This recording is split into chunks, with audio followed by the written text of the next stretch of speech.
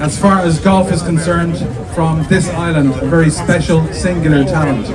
And in April of this year, he achieved and became only the 5th man in history to achieve the professional Grand Slam. Here, especially for all of you guys wearing the green jacket for the first time publicly here in Ireland at the Amgen Irish Open, would you please welcome the 2016 Irish Open champion, but most importantly the Masters winner from April of this year, Rory McIlroy. Thank you. Thank you. It's great to be home. Even better to be wearing this thing. So, even just thinking about playing the Irish Open at the K Club a couple of years ago, to think that 2 years on I'd be up on stage with you doing this and wearing this is amazing. Now, is this the first time you've worn it publicly in Ireland? Publicly, yes. Publicly, yes. There's been a good few private moments with it, but no, publicly, yeah. There's a few rules and regulations around this jacket, so you have to be careful of, Yeah, I think, reflecting on it, if I was ever going to win the Masters, it was going to have to happen that way. An absolute mess of a back nine. But thankfully it all worked out in the end, and was able to hit the shots when I needed to, especially in that playoff against Rosie. But yeah, look, it was, it's what I've always dreamed of doing. There's videos of me when I'm 7 years old saying I want to be the best player in the world and I want to win all the majors.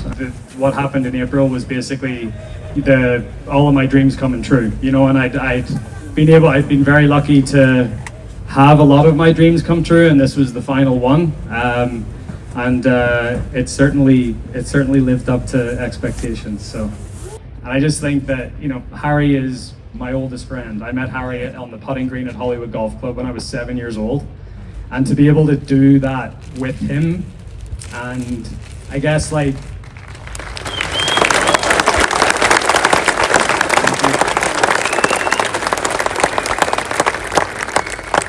for him to sort of be on this journey with me from the very beginning, and to be able to finally do this thing and have him be alongside me to do it, that meant an awful lot to me. So yeah, that I'll never forget those moments on that 18th green, and it was amazing, and hopefully Harry and I have a few more moments like that over the next few years. But I still feel like I'm right in there. I don't think anyone's gonna really run away over the next 2 days, so if I get out there tomorrow and shoot something in the mid-60s, I'll have a great chance going into the weekend. And finally, in your speech after winning the Masters tournament, when you had just donned the green jacket, you mentioned your daughter, you mentioned, to always follow your dreams. We've got a lot of young golfers out here at the moment, and youngsters in general. How important is that message? I've always been a dreamer. I've always tried to set my goals and my targets very, very high.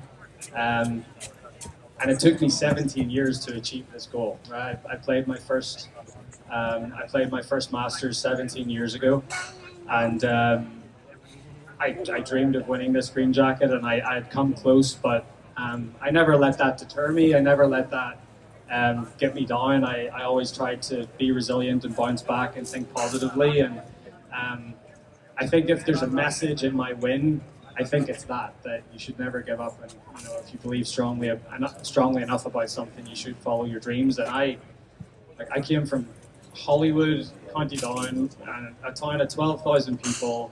I was a member of Hollywood Golf Club. That's a very average golf course. It's not, you wouldn't think of it would produce someone that goes on to be one of the best players in the world. But I had a dream, and I believed in myself, and I never let anyone tell me that I was too small, or I didn't hit it far enough, or my putting wasn't good enough, or I just kept plugging away and kept believing in myself, and I honestly think that's half the battle. So. And I think it's fair to say the greatest golfer we've ever produced. Keep doing what you're doing. A winner of the Claret Jug in 2014, a winner of the Wanamaker Trophy in 2012 and 2014, a winner of the US Open Trophy in 2011, but most especially the green jacket in 2025, Rory McIlroy!